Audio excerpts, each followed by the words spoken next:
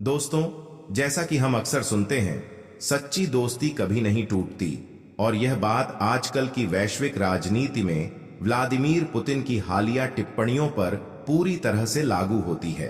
Putin, जो आज के समय में दुनिया के सबसे प्रभावशाली नेताओं में से एक माने जाते हैं, ने हाल ही में एक महत्वपूर्ण समिट में भाग लिया। यहां उन्होंने कुछ ऐसी बातें कहीं जो हमारे देश की सशक्त स्थिति को दर्शाती हैं और भारत की बढ़ती ताकत को उजागर करती हैं।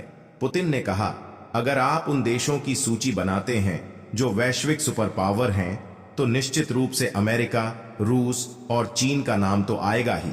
लेकिन उन्होंने जो कहा वह वाकई चौंकाने वाला था। पुतिन ने साफ तौर पर कहा, भारत को इस सूची में होना चाहिए। दोस्तों, इस तरह की बड़ी स्टेटमेंट केवल एक राष्ट्रपति द्वारा ही नहीं, बल्कि भारत की बढ़ती शक्ति को स्वीकार करने का एक तरीका है। यह बात सिर्फ हमारे आर्थिक विकास का ही नहीं, बल्कि हमारे राजनीतिक और सामरिक प्रभाव का भी संकेत देती है। यहां एक सवाल उठता है, क्या यह पुतिन की व्यक्तिगत राय है या यह भारत की बढ़ती शक्ति को लेकर एक वैश्विक स्वीकृति का हिस्सा है? भारत की ताकत अब केवल आर्थिक दृष्टिकोण से ही नहीं, बल्कि उसकी बढ़ती शक्ति और वैश्विक दखल से भी स्पष्ट होती है। क्या आप भी महसूस या आपने कभी सोचा है कि आज के समय में भारत वैश्विक महाशक्ति बनने की ओर कितने तेजी से आगे बढ़ रहा है? क्या व्लादिमीर पुतिन और डोनाल्ड ट्रंप के रिश्ते केवल व्यक्तिगत या राजनीतिक हैं, या इनका वैश्विक संतुलन पर कहीं गहरा असर पड़ने वाला है?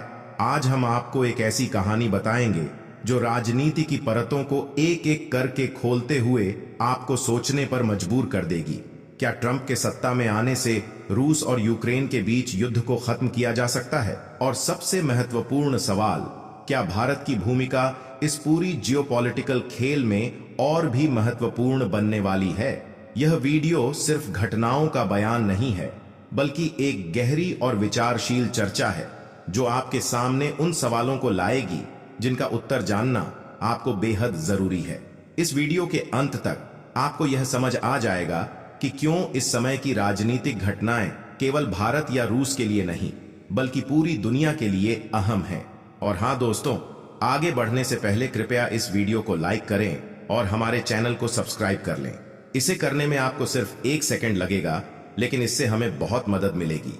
दोस्तों, आपने सुना होगा कि जहां चाह वहां राह, और यह भारतीय अर्थव्यवस्था पर पूरी तरह से लागू होता है।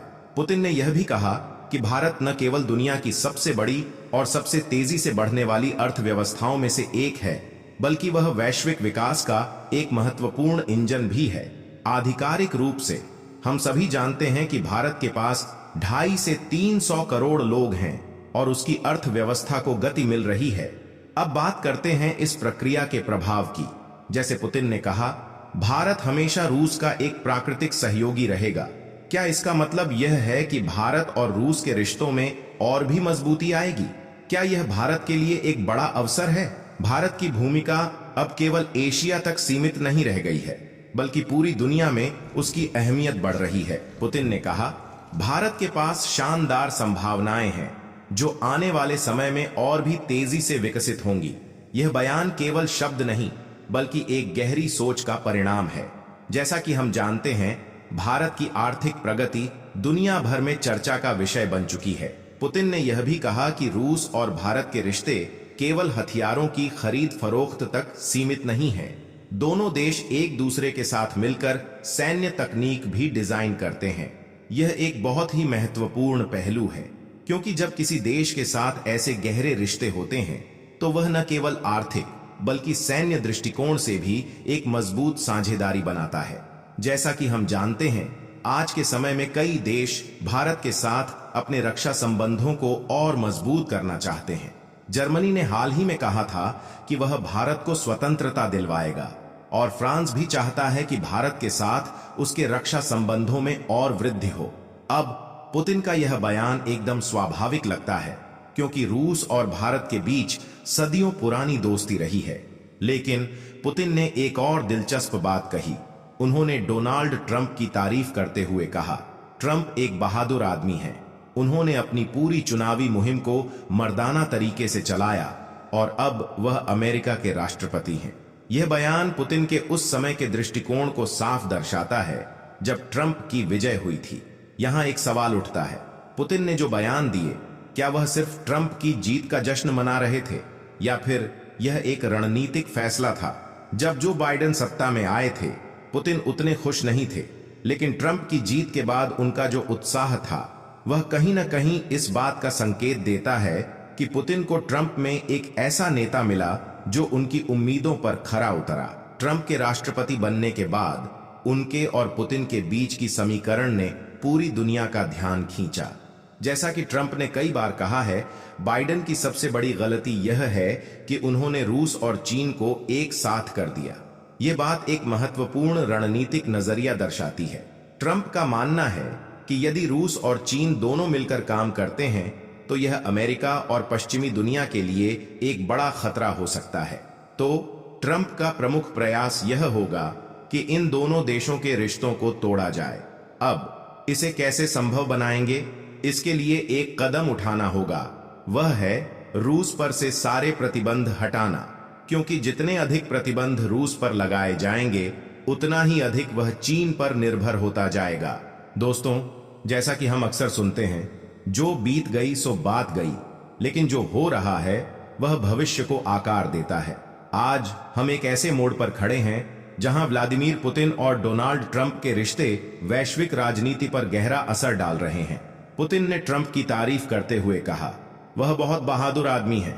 यह बात इसलिए मायने रखती है क्योंकि ट्रंप ने अपनी कैंपेन में कई बार यह वादा किया था कि वह राष्ट्रपति बनने के पहले दिन ही पुतिन और जेलेंस्की को एक जगह लाकर सीधा सीधा यह कहेंगे कि यह युद्ध अब खत्म होना चाहिए।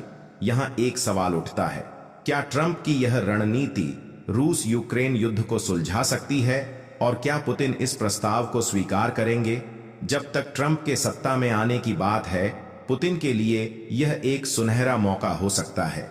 रूस, जो आज कई क्षेत्रों में विस्तार कर चुका है, वह अब एक समझौते के तहत सैंक्शनों से मुक्त हो सकता है। अब यह समझना महत्वपूर्ण है कि पुतिन ने यूरोप को क्यों निशाना बनाया है। जैसा कि उन्होंने हाल ही में कहा, यूरोप अब जियोपॉलिटिकल लूजर बन चुका है और यह सही भी लगता है। अगर आप गौर से देखें तो यूरोप और अमेरिका के बीच रक्षा संबंध पहले जैसे नहीं रहे। पुतिन यह महसूस कर रहे हैं कि अमेरिका अब यूरोप की रक्षा में उतनी तत्परता से नहीं कूदेगा। यूरोप के देशों को अब यह सवाल खुद से पूछना होगा, क्या हम यूरोपियन हितों की रक्षा करने के लिए तैयार हैं? यह सवाल केवल फ्रांस, जर्मनी या बेल्जियम का नहीं, बल्कि पूरे यूरोप का है। यहां एक और सवाल उठता है, क्या यूरोप अब भी खुद को बचाने के लिए अमेरिका पर निर्भर रहेगा या उसे अपनी सुरक्षा के लिए नए रास्ते तलाशने होंगे? जैसा कि इमैनुअल मैक्रोन ने हाल ही में कहा था, ट्रंप को अमेरिकन हितों की रक्षा करने के लिए चुना गया है, लेकिन क्या यूरोप अपने लिए कुछ नहीं करेगा? ट्रंप के राष्ट्रपति बनने के बाद वह पुतिन के पक्ष में जा सकते हैं और इससे यूरोप को मुश्किलें हो सकती हैं। वैसे आप इस बारे में क्या सोचते हैं? मुझे कमेंट करके बताएं। जय हिंद, जय महा